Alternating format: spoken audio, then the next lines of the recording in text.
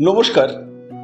সাহিত্যের মণিমাণিক্যগুলি অনুষ্ঠানে গল্প বলার কথক ঠাকুর অডিও বুক ইউটিউব চ্যানেলে আজ শোনাব আমাদের প্রাণের লেখক বিভূতিভূষণ বন্দ্যোপাধ্যায় রচিত ছোট গল্প বংশলতিকার সন্ধানে।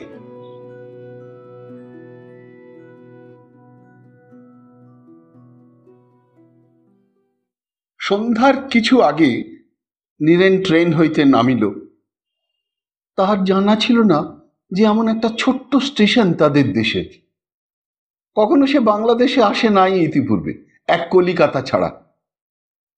নীরেনের দাদামশাই রায়বাহাদুর শ্যামাচরণ গাঙ্গুলি তাহাকে বলিয়া দিয়াছিলেন, বাংলাদেশের পল্লীগ্রামে গিয়া সে যেন জল না ফুটাইয়া খায় না, মশারি ছাড়া শোয় না, নদীর জলে না স্নান করিয়া যেন তোলা জলে স্নান করে। নীরেনের স্বাস্থ্যটি বেশ চমৎকার। ডাম্বেল মুগুর ভাঁজিয়া শরীরটাকে সে শক্ত করিয়া তুলিয়াছে।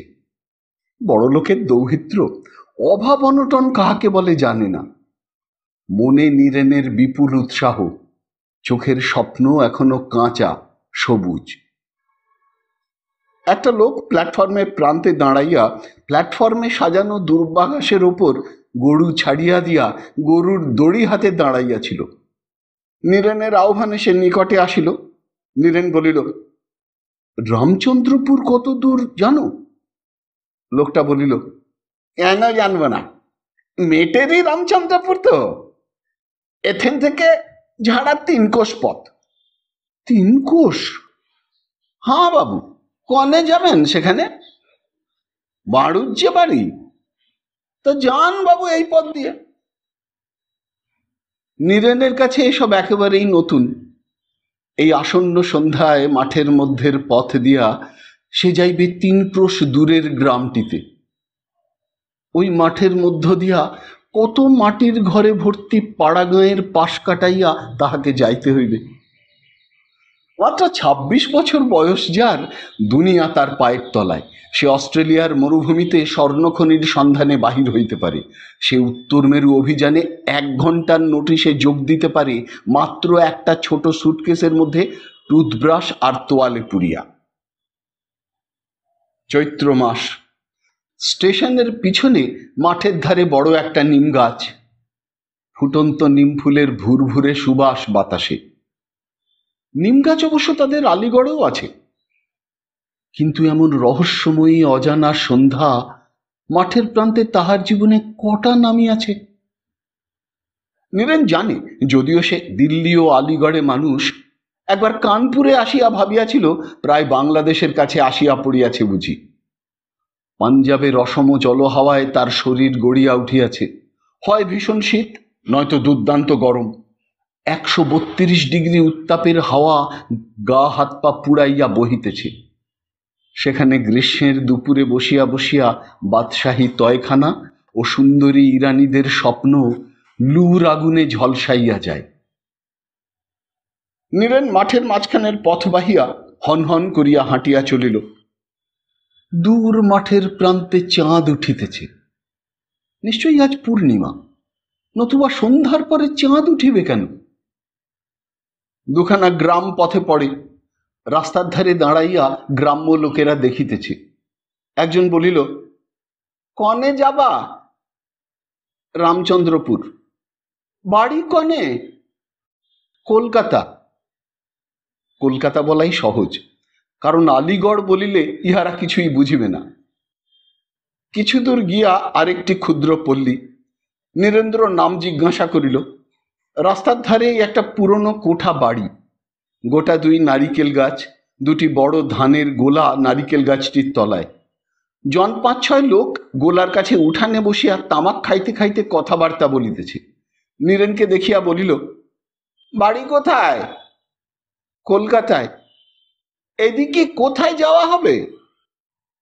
রামচন্দ্রপুর। তাহারা পরস্পর চাওয়াচাই করিয়া বলিল, এই রাত্রি সেখানে যাতে পারবেন না। নীরেন বলিল, কেন? 3 কোষ পথ এখান থেকে, তাছাড়া গরমকাল, মাঠের পথ, সাপখোপের ভয়। কার বাড়ি যাবা? রামচন্দ্রপুর। বাড়ুজ্যে বাড়ি। কোন বাড়ুজ্যে বাড়ি? সে গায়ে ব্রাহ্মণ তো নেই। এক বুড়ি আছে না? আছেন বটে, এক মা ঠাকুরন, ওই বাঁওড়ের ধারে গোলাবাড়িতে থাকেন। তা তিনি আবার মাঝে মাঝে তাঁর জামাইয়ের বাড়ি যান কিনা, দেখুন আছেন কিনা। সেখানে পৌঁছাইতে নীরেনের বড্ড রাত হইয়া গেল। গ্রামটিতে চারিধারে বাঁশবন আমবনের নিবিড় ছায়া। প্রথমেই গোয়ালাদের পাড়া, তারপর বড় মাঠ একটা, গোটা দুই বড় পুকুর, শ্যাওলাই ও কচুরি পানায় ভর্তি। পথের ধারে একটা খড়ের ঘরে তখনও টিমটিম করিয়া আলো জ্বলিতেছিল। নীরেনের প্রশ্নের উত্তরে একটি লোক উত্তর দিল, সেই গ্রামই রামচন্দ্রপুর বটে। বাড়ুজ্যে বাড়ির বুড়ি? হ্যাঁ। আর একটু আগে বাঁওড়ের ধারে সারি সারি নারিকেল গাছওয়ালা বড় আটচালা খড়ের ঘর। নীরেন বাড়ি খুঁজিয়া বাহির করিল। বড় একখানা আটচালা ঘরের পাশে ছোট রান্নাঘর, সেখানে আলো জ্বলিতেছিল। নীরেন উঠানে দাঁড়াইয়া ডাকিল, বাড়িতে কে আছেন?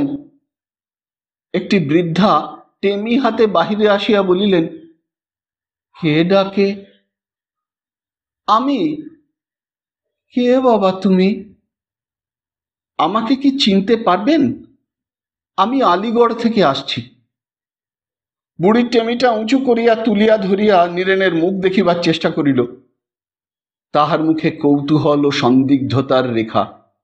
হাতের তালু চোখের উপর আড় করিয়া ধরিয়া আলো হইতে চোখ বাঁচাইবার ভঙ্গি করিয়া আরো দু এক পা আগাইয়া আসিয়া বলিল, কে বাবা? আমার বাবার নাম ঈশ্বর রাজকৃষ্ণ মুখুজ্জে। বুড়ি আপন মনে বিড়বিড় করিয়া বলিল, রাজকেষ্ট? রাজকেষ্ট? আমাদের পৈতৃক বাড়ি ছিল গড় মুকুন্দপুর। আমার ঠাকুরদাদার নাম ঈশ্বর তারিণীচরণ মুখুজ্জে। আমার মায়ের বাপের বাড়ি ছিল সামতাবেড়ে। মায়ের নাম ছিল অমিয়বালা। ও, এখন বুঝলাম, তুমি আমার মেয়ের সইয়ের ছেলে। হ্যাঁ দিদিমা, এসো এসো ভাই, কতকালের কথা সব। তোমাদের মুখ দেখে মরবো এইটুকু বোধহয় ছিল অদৃষ্টে। আর সবাই ছেড়ে গিয়েছে বাবা, শুধু আমিই পড়ে আছি। সইমা কোথায়? সে তো আজকাল এখানে থাকে না, সে থাকে তার শ্বশুর বাড়ি, এই পাশের গাঁ। আমি তার সঙ্গেই তো দেখা করতে এসেছি। আজ রাত্রিরে এখানে থাকো, কাল যেও এখন সকালে। এখান থেকে 2 কোষ। এই যে বললেন পাশের গাঁ, মধ্যে মাদারহাটির মাঠ আর জলা পড়ে যে ভাই, 2 কোষের বেশি ছাড়া কম হবে না। নীরেন হাত পা ধুইয়া ঠান্ডা হইয়া বসিল। এই যেন নতুন একটা জগতে সে আসিয়া পড়িয়াছে। এমন দেশে সে কখনো আসে নাই। যে দেশে তাহার জন্ম, সে দেশে এত বন জঙ্গল কেহ কল্পনা করিতে পারে না। গ্রামের মধ্যে নতুন ধরনের গাছপালা, অসংখ্য পাখির কলকাকলি, বনফুলের মৃদু সৌরভ। বুড়ির রান্না শেষ হইতে রাত 10টা বাজিল।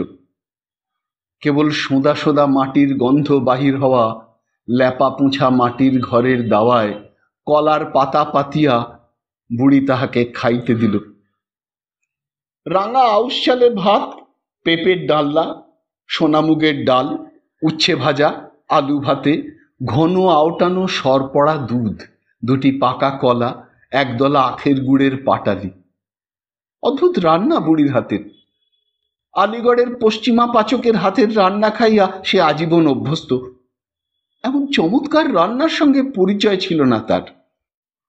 উচ্ছ্বসিত প্রশংসার সুরে বলিল, এমন রান্না কখনো খাইনি দিদিমা।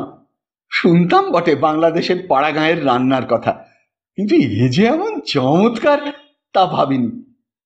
বুড়ি হাসিয়া বলিল, রান্না করতে পারতেন আমার শাশুড়ি, তার কাছেই সব শেখা। ডাকসাইটে রাঁধুনি ছিলেন 8খানা গাঁয়ের মধ্যেই। বুড়ির কথার মধ্যে যশোর জেলার টান নীরেনের বড় ভালো লাগিল। শুইয়া শুইয়া উঠানের নারিকেল বৃক্ষশ্রেণীর পাতার কম্পন দেখিতে দেখিতে নীরেন ভাবিতেছিল, এই তাহার স্বদেশ, তাহার অতি প্রিয় স্বদেশ। এই তাহার মায়ের জন্মভূমি, পিতার জন্মভূমি, পূর্বপুরুষদের জন্মভূমি, বাংলাদেশ। কেন এতকাল সে মাতৃভূমিকে ভুলিয়াছিল? ভাগ্যের দোষ। সে কি জানিত এত সৌন্দর্য বাংলাদেশের রাত্রির অন্ধকারে, বন্ধভরা অন্ধকারে? পাখির ডাকের মধুর তান সে হিমালয়ে শুনিয়াছে, আলমোড়ায় ল্যান্সডাউনে শুনিয়াছে। তাহার ধনী মাতামহের সঙ্গে কয়েকবার সেসব স্থানে সে গিয়াছিল। দেবতাত্মা নগাধিরাজ মাথায় থাকুন, মাথায় থাকুক ক্যামেলস ব্যাকের অপূর্ব দৃশ্য, মুসৌরির অতুলনীয় গিরিশোভা। এখানকার পক্ষীকুলের সুমিষ্ট কাকলি যেন বহু পরিচিত বিগত দিনের প্রিয়জনের বার্তা বহন করিয়া আনে। কত দিনের ঘরোয়া কাহিনী এদের সঙ্গে জড়ানো। বুড়ি বলিল, ঘুম হচ্ছে না ভালো গরমে বুঝি? পাখা নেবা একখান? না দিদিমা, নতুন জায়গা বললে ঘুম আসছে না, গরমে নয়। এবার ঘুমিয়ে পড়ো ভাই। হ্যাঁ। দিদিমা। কি ভাই? আমার বাবাকে আপনি দেখেছিলেন? না ভাই, আমার কোথাও যাতায়াত ছিল না। শুনেছি তার কথা, দেখিনি কখনো। তোমাদের গাঁ ছিল তো গড় মুকুন্দপুরে। নাম শুনেছি, তবে যাইনি সেখানে। সকালে উঠিয়া বুড়ি বলিল, হ্যাঁ ভাই, তোমরা শহরের লোক, সকালে কি খাও? নীরেন হাসিয়া বলিল, যা খাই তাকে দিতে পারবেন দিদিমা? চা। বুড়ি বলিল, ও আমার পোড়া কপাল, ওসব যে কখনো খাইনি ভাই, ওসবের পাটও নেই। একটু বেলের শরবত করে দি। ডোবার ধারের বেল গাছটায় কাল দুটো পাকা বেল পেয়েছিলাম ভাই। চায়ের বদলে বেলের শরবত? উপায় কি? খাইতেই হইল তাহাকে। বুড়ি বলিল, তুমি কি মনে করে এসেছিলে ভাই? সেই কথাটা বলাই নীরেনের পক্ষে শক্ত। সে যে জন্য আসিয়াছে প্রিয় পৈতৃক পল্লীগ্রামটিতে, বৃদ্ধা কি সে কথা বুঝিতে পারিবে? সে বলিল, বেড়াতে এলাম দিদিমা। এর আগে কখনো আসনি বুঝি? না দিদিমা। দুপুরের আগেই তাহার যাওয়ার ইচ্ছা ছিল এখান হইতে, কিন্তু বুড়ি ছাড়িল না। দুপুরের পরে রোদ অত্যন্ত চড়িল, বেলা 4টার আগে বাহির হওয়া সম্ভব হইল না। যাইবার সময় বুড়ি তাহার মাথায় হাত দিয়া আশীর্বাদ করিল, এসো এসো ভাই, তোমার সৈমার সঙ্গে দেখাশুনো করে আবার এখানে আসবে কিন্তু, ভুলে যেও না ভাই। আচ্ছা ভাই। আধ ঘন্টার মধ্যে নীরেন আসিয়া মাদারহাটির মাঠ ও জলার মধ্যে পড়িল। প্রকাণ্ড বিল, পদ্ম ফুল ফুটিয়া থই থই করিতেছে। পদ্মের পাতার ভিড়ে জল দেখা যায় না। একদিকে একটি অন্তরীপ মতন স্থানে অনেকগুলি বড় বড় গাছ। নীরেনের ইচ্ছা হইল ওই গাছগুলির তলায় সে কিছুক্ষণ বসিয়া বিশ্রাম করে। এই সুন্দর জলাভূমি যেন কাশ্মীরের ডাল বা উলার হ্রদের মতো শোভাময়, কিন্তু এসব স্থানে টুরিস্ট ব্যবসায়ীদের ঢাক পিটানোর শব্দ নাই। সুতরাং এমন সুন্দর একটি সৌন্দর্যময় স্থানে কখনো কেহ আসে না। সৈমাদের গ্রামটিতে জঙ্গল তত নাই। ব্রাহ্মণ পাড়ায় অনেকগুলি কোঠা বাড়ি, প্রায় সব চাষি গৃহস্থ। বড় বড় গোলা উঠোনে, গোয়াল বাড়ি ভর্তি গরু। একজনের উঠানে দোতলা বাড়ি তৈয়ারি হইতেছে। উঠানের বাতাবি লেবু গাছের তলায় মজুরেরা দুমদাম শব্দে সুরকি ভাঙিতেছে। নীরেন সেখানে দাঁড়াইয়া জিজ্ঞাসা করিল, চক্রবর্তীদের বাড়ি যাব কোন দিকে? একজন বলিল, কোন চক্রবর্তী? অনেক চক্রবর্তী আছে এ গায়ে। ঈশ্বর ভুবন মোহন চক্রবর্তী। সে ও পাড়ায়, ওই তেঁতুল গাছের পাশের রাস্তা দিয়ে যান। আধ ঘণ্টা পরে সে সইমাকে প্রণাম করিয়া তাহার প্রদত্ত পিঁড়িতে বসিয়া কথাবার্তা বলিতেছিল। নীরেন দেখিল তাহার সইমার বয়স খুব বেশি নয়, মাথার চুল এখনো একগাছিও পাকে নাই, রং বেশ ফর্সা, দোহারা চেহারা। এক সময় যে ইনি সুন্দরী ছিলেন এখনো দেখিলে বোঝা যায়।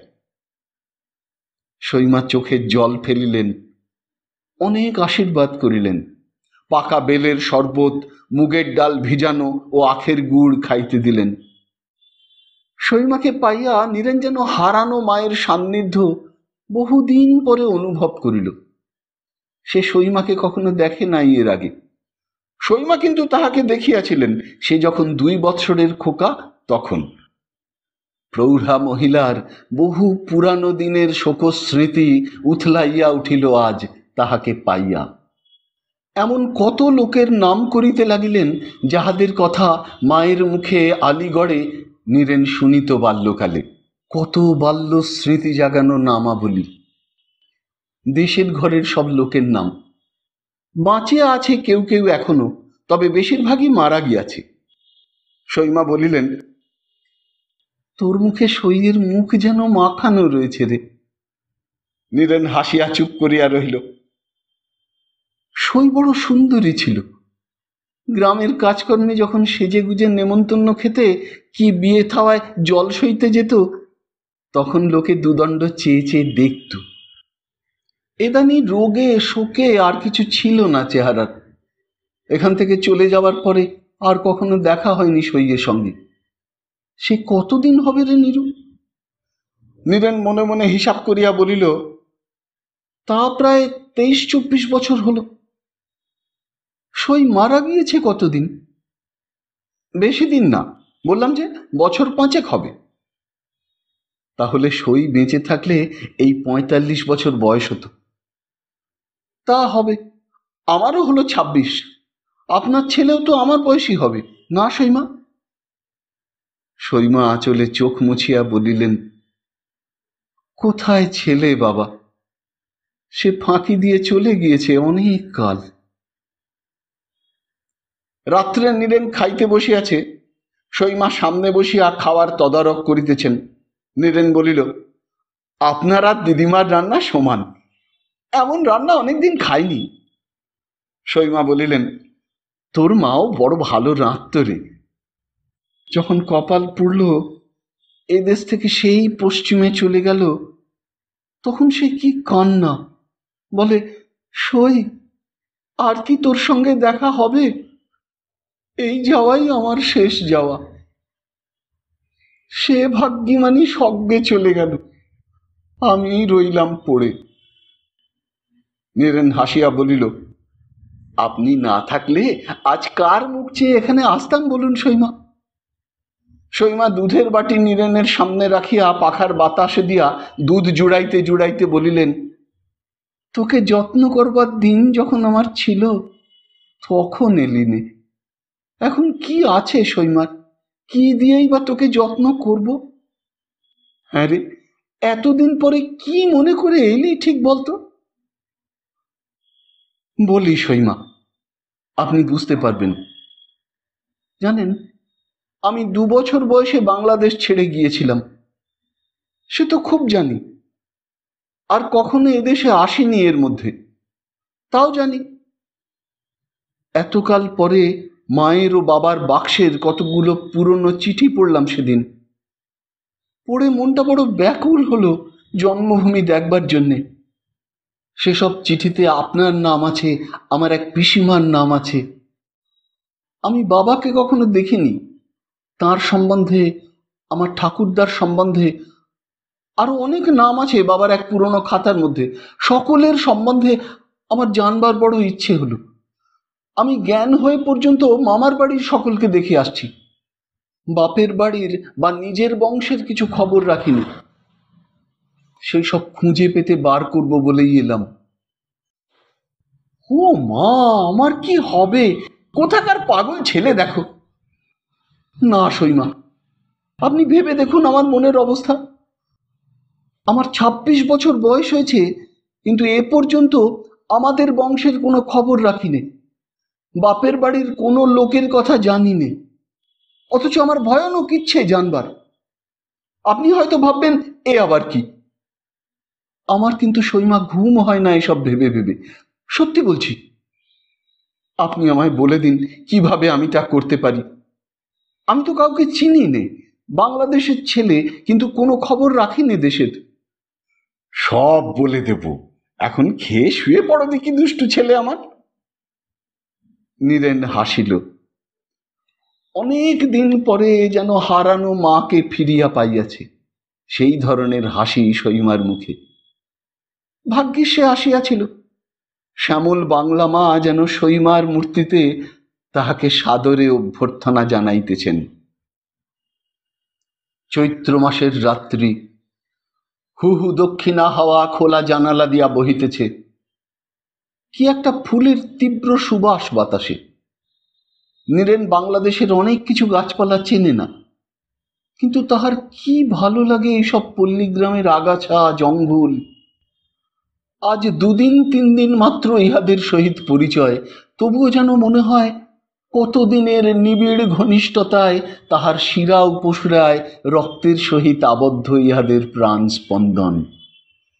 এইসব বনস্পতির সহিত সেও একদিন তাহার প্রিয় জন্মভূমির এই মাটিতেই জন্মিয়াছে।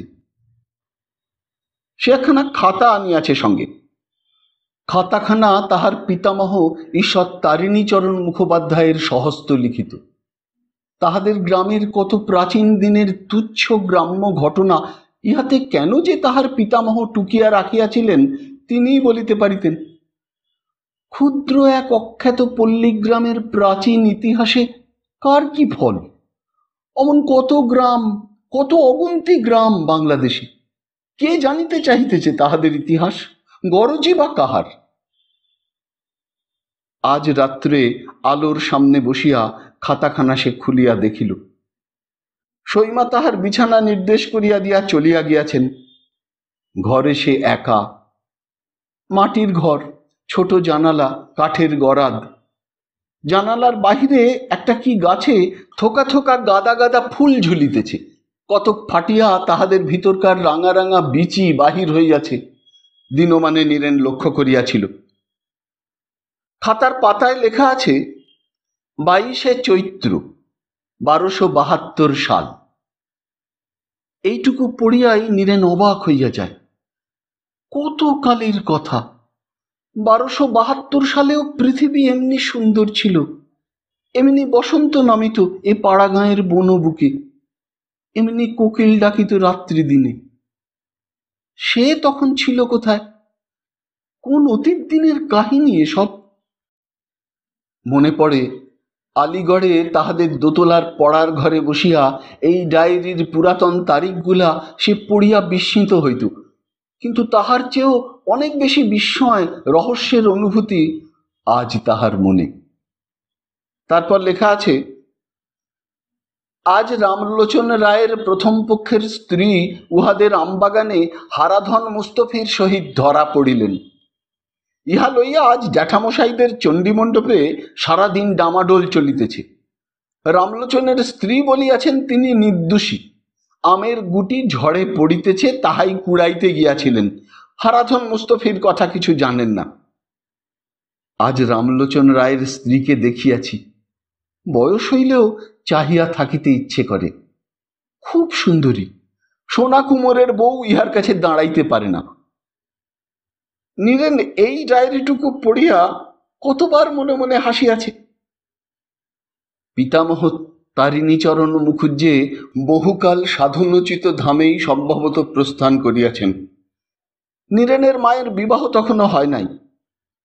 সে পিতামহের কার্যের সমালোচনা করিতেছে না, তবুও মনে হয় এই কুম্ভকার বধূটির এইখানে উল্লেখ থাকার কারণ কি?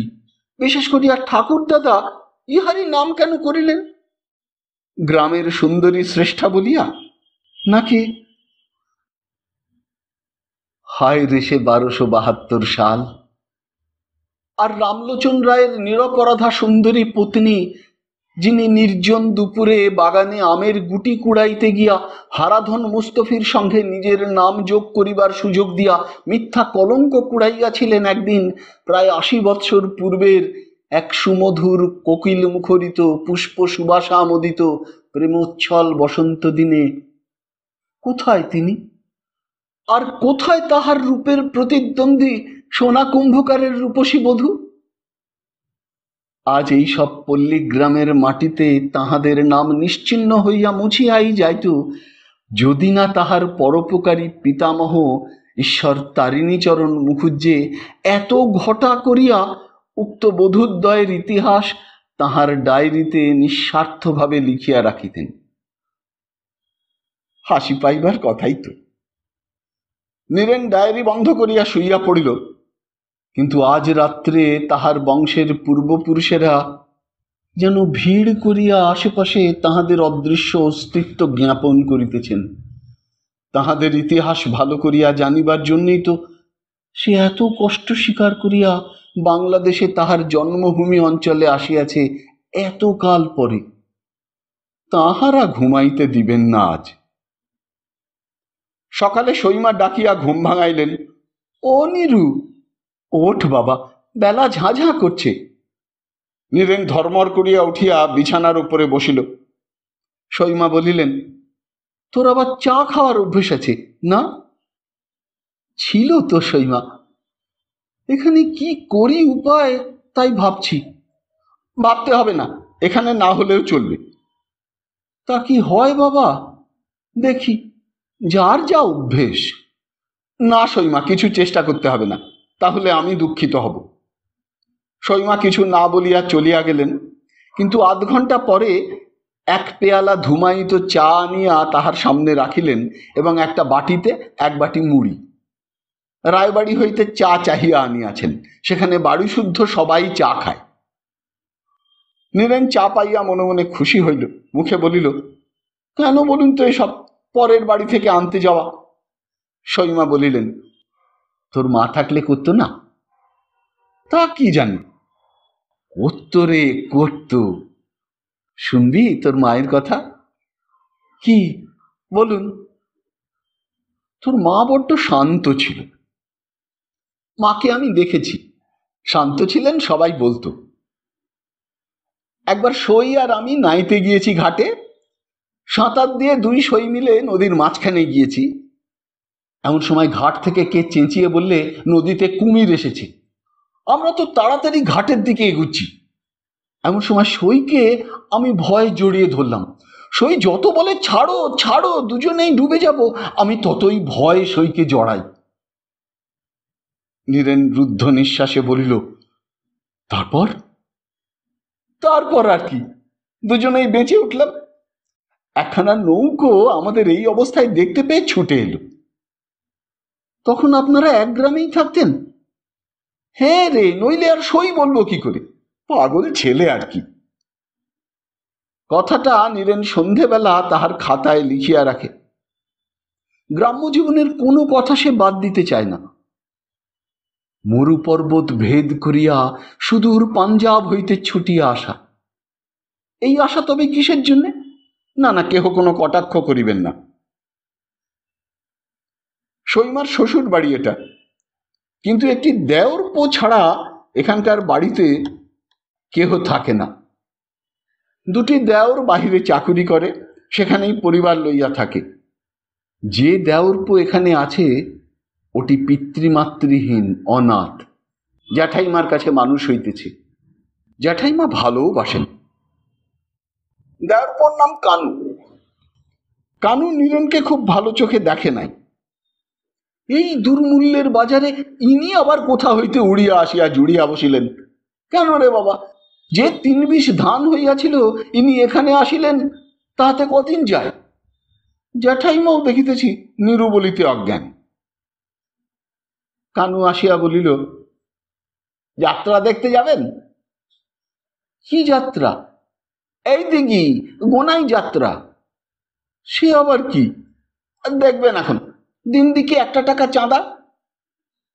নীরু 1 টাকা বাহির করিয়া কানুর হাতে দিল। গোনাই যাত্রার আসরে বসিয়া নীরেন যাত্রা তত দেখে নাই, যত সে এই সুন্দর রাত্রিটি ও যাত্রার আসরের পরিবেশের কথা চিন্তা করিয়াছে। যেখানে যাত্রার আসর সেটা ছোট একটা মাঠ, তার চারিপাশে বন জঙ্গল। একদিকে বনের প্রান্তে একটা কামারের দোকান, সেখানে এখনো হাপরে আগুন জ্বলিতেছে। বাঁশের খুঁটিতে পাল টাঙানো হইয়াছে। পানবিড়ির দোকান বসিয়াছে। চাষা লোকে যাত্রা দেখিতে আসিয়া পানের দোকানের সামনে ভিড় করিতেছে। একটা মুচুকুন্দ চাঁপার গাছতলায় ফুল পড়িয়া বিছাইয়া আছে, বাতাসে মুচুকুন্দ চাঁপার সুবাস। একটি গ্রাম্য মেয়ে ছিল গোনাই বিবি, তারই সুখ দুঃখের কাহিনী। নীরেনের পক্ষে এমন বিশেষ কিছু নয়, কিন্তু যারা শ্রোতার দল তাদের সারা রাত্রি জাগিয়া দেখিবার বস্তু। ভ্রাতার বিরহে কাতরা তরুণী গোনাই বিবির সে করুণ গান, ও বছির বছির রে, বৈঠা হাতে নিলি রে, অনেকের চোখে জল আনিয়া দিল। নীরেন ভাবিতেছিল, বহু দূরের লিপুলেক গিরিবর্তে বরফ গলিয়াছে। দলে দলে ঝব্বুর পিঠে বোঝাই দিয়া যাত্রীরা চলিয়াছে মানস সরোবর ও কৈলাসের পথে। গুরলা মান্ধাতার তুষারাবৃত শৃঙ্গ সায়াহ্ন দিনের সূর্যকিরণে সোনার রং ধরিয়াছে। তাহার দাদামশাইয়ের বন্ধু করালীচরণ মজুমদার সস্ত্রীক এই মাসের শেষে মানস সরোবরে রওনা হইবেন। সঙ্গে যাইবেন নীরেনের দিদিমা ও বড় মামিমা, বাড়ির গোমস্তা নাদু চক্রবর্তী।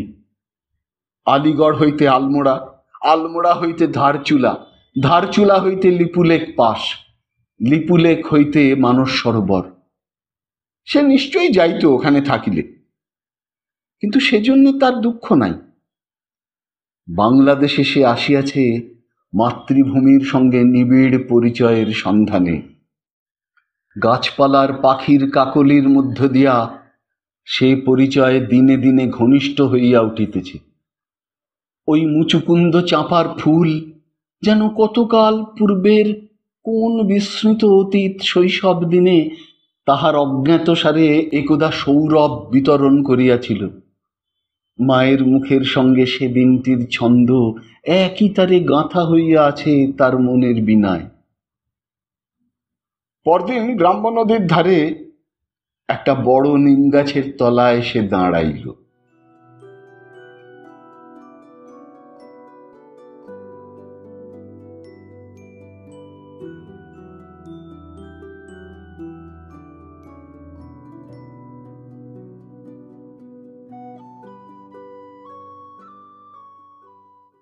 শুনলেন বিভূতিভূষণ বন্দ্যোপাধ্যায় রচিত ছোট গল্প বংশলতিকার সন্ধানে। যদি এই অনুষ্ঠানটি আপনার ভালো লেগে থাকে তবে অবশ্যই একটি লাইক দিয়ে আমায় উৎসাহিত করবেন। যারা এখনো আমার এই চ্যানেলটিকে সাবস্ক্রাইব করেননি তারা অনুগ্রহ করে সাবস্ক্রাইব বোতামটি টিপে আমার এই চ্যানেলটিকে সাবস্ক্রাইব করে নেবেন এবং ভিডিওর কমেন্ট বক্সে আপনার মূল্যবান মতামত জানিয়ে চ্যানেলটিকে আরও এগিয়ে নিয়ে যেতে আমায় সাহায্য করবেন। ভালো থাকুন, পাশে থাকুন, সুস্থ থাকুন আর শুনতে থাকুন সাহিত্যের মণিমাণিক্যগুলি অনুষ্ঠানটি। নমস্কার।